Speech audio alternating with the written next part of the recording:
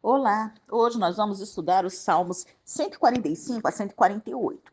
Versículo 1 do Salmo 145. Davi, o rei de Israel, reconhecia Deus como seu rei, como seu soberano. Versículo 3. A grandeza do Senhor é insondável, ou seja, ultrapassa a capacidade que a mente humana tem de descrever ou compreender plenamente.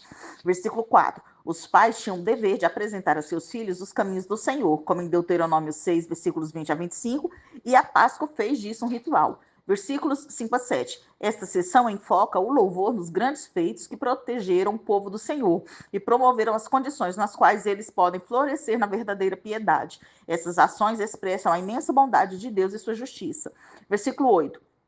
Este versículo está baseado em Êxodo 34, versículo 6. O Senhor é tardio em irar-se, pois demonstrar a ira não é a opção preferida de Deus. Ele dá aos seres humanos tempo para se arrependerem. Ele é grande em misericórdia, pois o fato de Deus permitir que as pessoas continuem a viver, apesar de seus profundos pecados, é um sinal da sua misericórdia. Versículo 9. O versículo atesta que a bondade de Deus se estende a todas as suas criaturas, ou seja, a todas as pessoas. Os estudiosos chamam esse conceito de graça comum e o contrastam com a graça especial de Deus. Esta última seria estendida apenas ao povo do Senhor.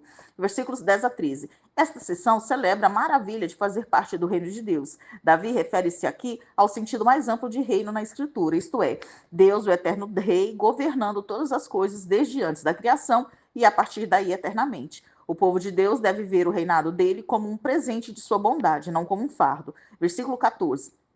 Deus mostra-se compassivo para com os fracos e restaura os que erram. Versículos 15 a 17. Esses versículos falam da bondade permanente de Deus e sua provisão para todas as suas criaturas. Versículos 18 e 19. Embora Deus seja bondoso para com toda a sua criação, este salmo especifica aqueles que o amam e se voltam para ele. Para os que nele confiam, Deus está perto como um amigo e pronto a ajudar. Versículos 20 e 21. A verdadeira fé é a chave para se desfrutar plenamente da bondade de Deus celebrada neste salmo. O salmo termina com a única resposta apropriada à meditação sobre a bondade de Deus, a aguardar o momento de poder louvar a Deus para todo sempre. Agora nós vamos estudar o Salmo 146, versículos 1 e 2 do Salmo 146. Os versículos de abertura estabelecem o tom para o salmo todo, convidando o povo do Senhor a louvá-lo. Versículos 3 e 4.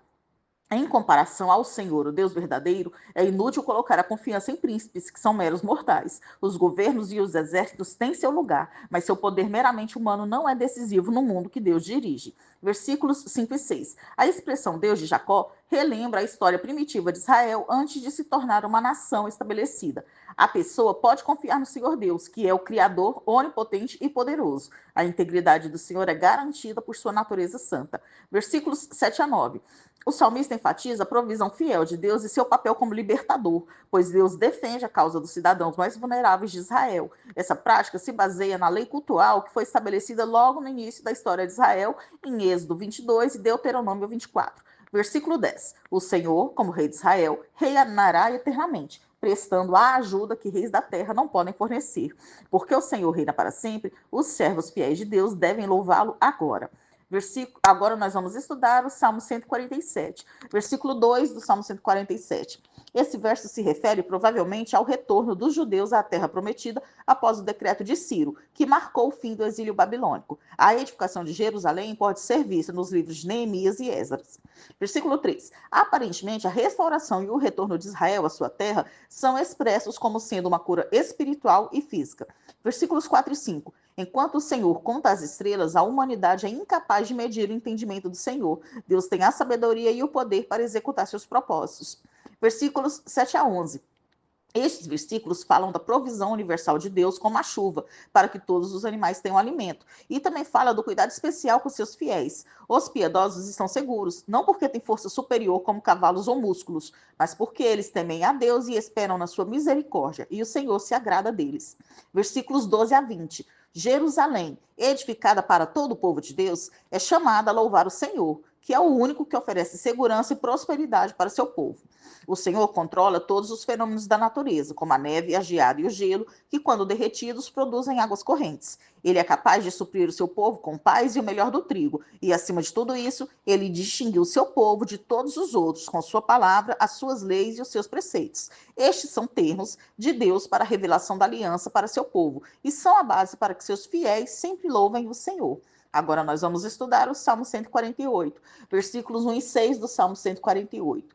Os céus e tudo que se encontra neles, sejam anjos ou corpos celestes, como sol, lua, estrelas ou as chuvas, são chamados a louvar o Senhor, que deu uma ordem e eles foram criados. Por sua ordem os estabeleceu, e eles permanecem firmes e seguros. A poderosa palavra do Senhor trouxe o mundo à existência, e Deus estabeleceu a criação e fixou limites, exercendo um controle soberano sobre o cosmos.